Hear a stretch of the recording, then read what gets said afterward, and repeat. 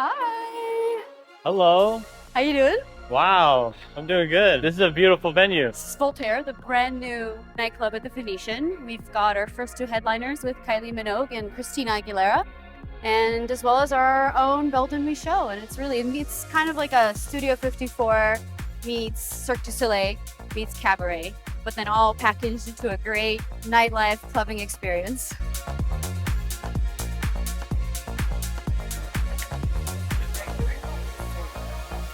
The DJ. Yes. You're doing spectacular.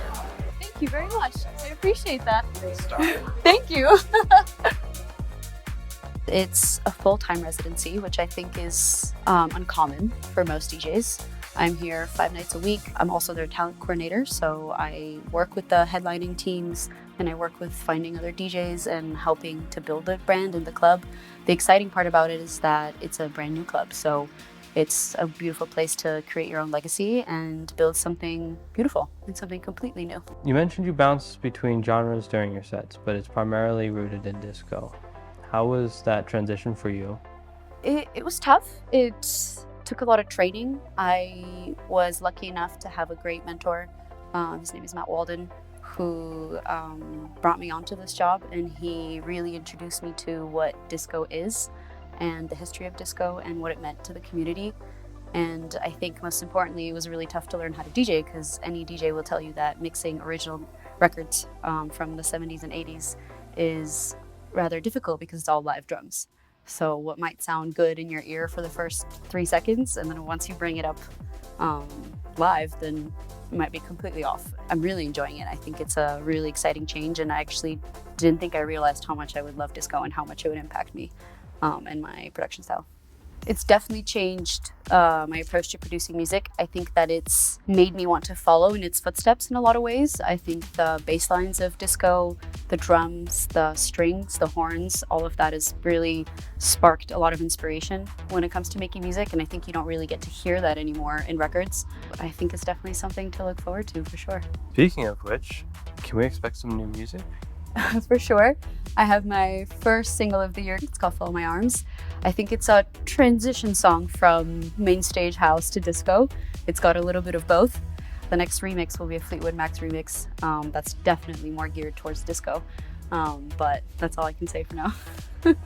Let's change gears a little, yeah? Okay. You've lived in over 8 different countries while growing up. Mm-hmm. Which was your favorite and why? Growing up in a lot of different countries was tough. When you're 13 years old, the last thing you want to do is start over with new people, new friends, new languages, new cultures, new environments. But I have to say that my favorite place was probably China. It was exciting because as a foreigner, you definitely had a little bit of an advantage. And some people think it's a little crazy, but I actually started going out when I was like 12 years old. I would just sneak out. My parents didn't know for a very long time. Once they found out, they were definitely a little upset. But I just wanted to go listen to DJs, and I just wanted to see what's going on at the clubs, and I would try and organize everybody, and I'd be the one with the table, and I don't even think I would like drink much or do anything. It was just about the music and just about the people. You went to boarding school in Switzerland. What was that like? I think anyone that's ever been to boarding school will tell you it's an experience, and you really have to live through it to understand what it's like. But I enjoyed mine because it was located in the Swiss Alps, middle of nowhere, around 360 people in the whole school. So it was very small, and you can probably imagine the drama that was going on. But I particularly liked it because it was so small. You were so close with your teachers, and so if you were really passionate about something, which in my case was music, I had incredible attention. I mean, my professors and my teachers, especially one in particular, was just so keen on developing me and had the time, and we basically lived in the same house, so we could really tinker and work together and create something really great. I first started DJing actually when I was 8 years old. I was living in Spain at the time, and all I wanted to do was sit in my basement with a controller. And then from then on, I kind of stopped. I played some drums, then I started singing, and then when I moved to New York for college, I first started working in the business space and producing music, and then once COVID hit, I started making electronic music. And then in October 2021, a good friend of mine messaged me saying, "Hey, I've got a set for you. It's 6 hours. Do you want to do it? I heard you used to DJ." I was 8, so I wouldn't qualify myself as a DJ, but that's how it all started. And the first venue I played was called East Berlin, which used to be called Lola's, which it was great because it was a little bar, but it was also a performance venue, so it was used to up-and-coming acts. And the crowd that came was excited about new people. I would play 6-hour sets there for the first couple of months, mixing anything I potentially could have thought of or liked. And it all started from there. Okay, rapid fire. Okay. Disco or EDM? Disco. Heels or sneakers? Sneakers. Vodka or tequila? Vodka, I'm Polish. Logic or Ableton? Logic. Okay. Headphones or speakers? Speakers, always. You're a motorsport fan. What's your dream car? Aston Martin DB12. Volante, actually, yeah. In dark green. Sexy.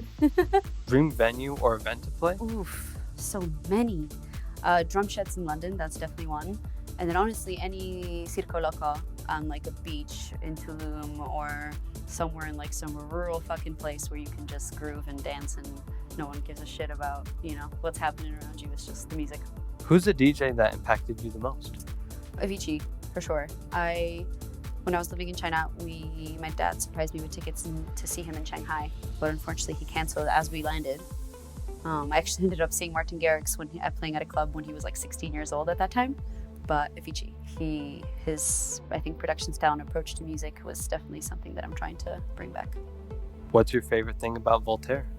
Ooh, honestly, how diverse it is and how inclusive it is and how it's really a new take on nightlife. I think it's the future of nightlife. I think incorporating shows with music creation and really iconic talent, putting that all together is something that's not really done anywhere in the world. And this is definitely one of its kind. Favorite Kylie Minogue song? Ooh, Can't Get You Out of My Head, for sure. It's stuck in your head? Classic, yeah. Zuzy, thank you so much for having me. Thank I have one last question. Mm-hmm. What can we expect from you in the future?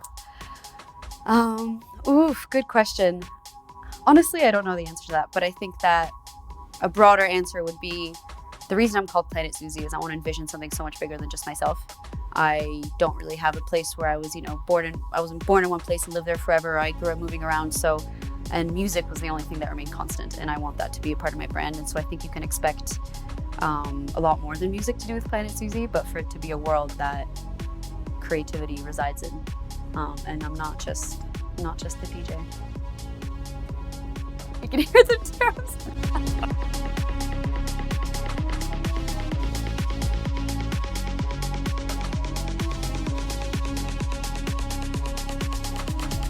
I have a question for you. We kind of talked about circle sets and the live sets that we kind of enjoy on the internet. Does that inspire you to create live sets like that in the future as well? Oh, for sure. I would love to do live sets like that. I think one is, I'm here, so doing something by the Grand Canyon would be incredible. I've always wanted to DJ on top of a mountain and have people, ski in, ski out, that kind of vibe. Oh, and also DJing from space would be awesome. That's kind of goes with the name. What about a hot air balloon? A hot air balloon. Brilliant! Brilliant! Oh my God, that's what's gonna happen.